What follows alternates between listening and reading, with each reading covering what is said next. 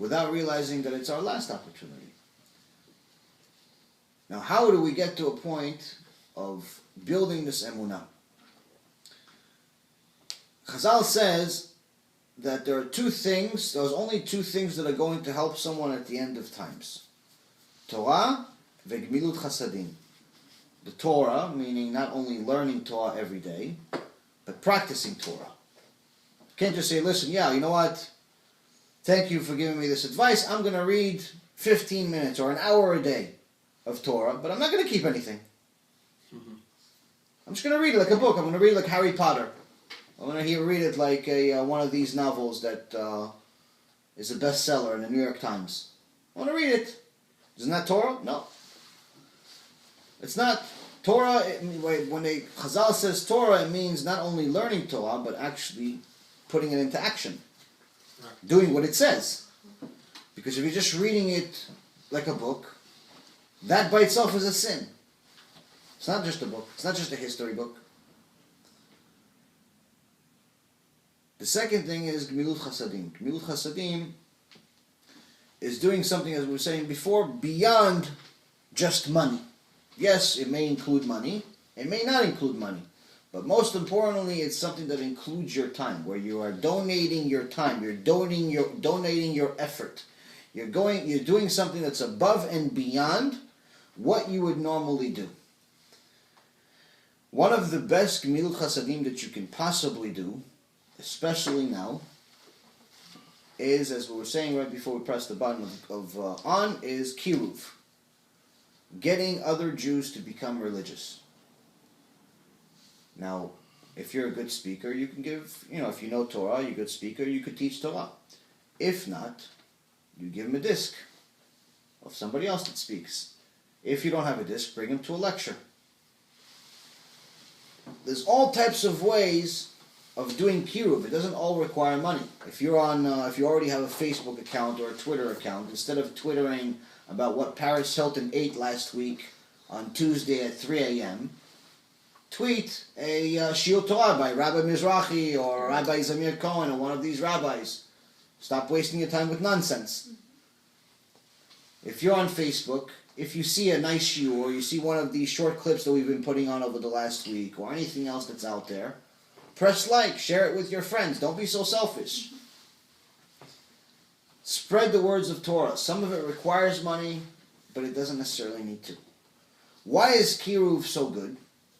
Because the Gemara in Masechet Baba Metzia, it says someone that brings other Jews that are far and makes them religious is given the power to override Hashem's decrees. This is mind-boggling when you think about it. Someone that makes other Jews religious, Hashem is giving him the power to tell Hashem, no, I disagree, I want this person to live. Hashem decides, listen, I need to punish this person, chas v'shalom, I'm going to give him a disease. And he's only going to have a week to live. If that person is lucky enough to know a righteous Jew that does kiruv, and that person comes and cares enough about this Jew, and he starts praying to Hashem, and he says, Hashem, no, I don't want you to kill him. He's going to do better. Give him another chance. According to Chazal in the Gemara, this is the oral Torah. This is not some hidden book that no one knows about. This is in the core part of the foundation of the Torah. Hashem, in essence, can say, yes, something that was already decided, even if it's a death penalty.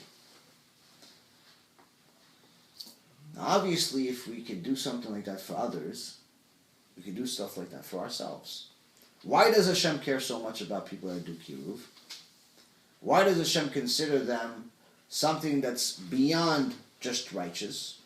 Where there was a shiur by Rabbi Ovadia Yosef, Zecher Tzadik Livracha, and he was talking about this tractate in Bava Metzia, but also describing a kiruv person or kiruv rabbi's afterlife, he says the highest level that a righteous person can reach is where the Malachei Hasharet, the angels of God, the righteous person reaches that level of heaven.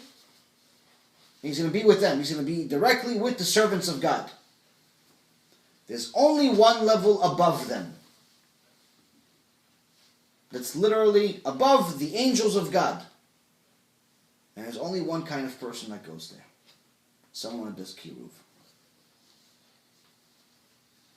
So even if someone is the Gdol Ador, someone knows Torah, like it's flowing out of his mouth, it's something amazing. He knows everything by heart.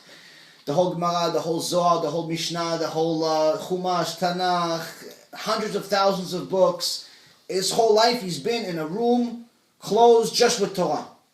Never made a sin in his life. But he didn't do kiruv. Okay, so he gets to a high level in heaven, B'ezrat Hashem.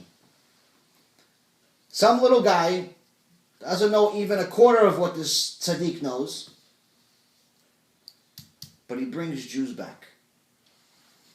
He brings Jews back to Hashem, gets to a high level. Why?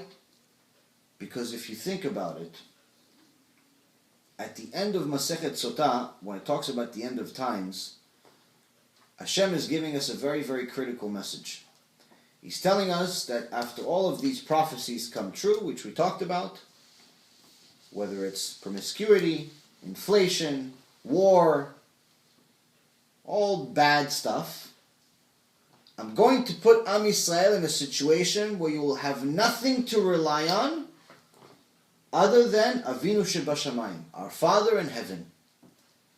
So whether you have money, your money is going to be worthless. You thought you had power, you're now going to be a peasant. You thought that your looks are going to get you somewhere, your looks are going to be worthless. Everything you thought was meaningful, I'm going to put you in a position where it's completely worthless, and there's only one thing that you can rely on. Me, God. That's it. Avinu Shebashamayim. Avinu Shebashamayim means our Father in heaven. So when he's saying that the only thing he's going to, the ultimate purpose, in essence, of the ultimate climax of this world, is for us to get to a point where we can only rely on our Father in heaven. So what is it telling us here? It's telling us here that no matter what we do, we're still his children. So if one of my children is not only righteous with me, but he's so worried about my other children, his brothers and sisters, to bring them back to me, him I love extra. Her I love extra. Because not only is she doing the right thing already, okay, she's keeping mitzvot, she's keeping Shabbat, she's keeping kosher, she's doing all the things, she's doing whatever she can. Whatever she's supposed to, she's doing it, fine. But she's doing chesed with Hashem. You could even say, you're almost, in essence, you're doing the favor, not just obviously you're the ones that benefit, Hashem is perfect, but in essence almost like you're doing the favor for Hashem. You're doing the chesed for Hashem because he has a lost child somewhere. Completely lost, has no concept of what God is. Has no concept of what's happening in the world around him. And you're getting this boy or girl to open a Torah every day for a little bit of time, to learn some Torah, to do mitzvot, to do something, to connect him with God. Doesn't get better than that. It doesn't get better than that. So, someone that really wants to connect to Hashem on a bigger level should spend as much energy as they can doing it. Again, like I said, not everybody's a speaker, not everybody is a scholar, but there's ways to do it for very, very cheap and very, very simple. Whether it's pressing like, or sharing videos, or bringing people to Shulei Torah, getting people to a point where it's not you're just pressing like all day like a robot. Obviously have some purpose. Send it to people, do something beyond just being a robot. Hashem wanted robots, you just create the angels. He doesn't need humans. So, obviously, go out of your way to do chesed with Hashem. When you go out of your way to do chesed with Hashem, He will go out of His way to do chesed with you. In this world and the next.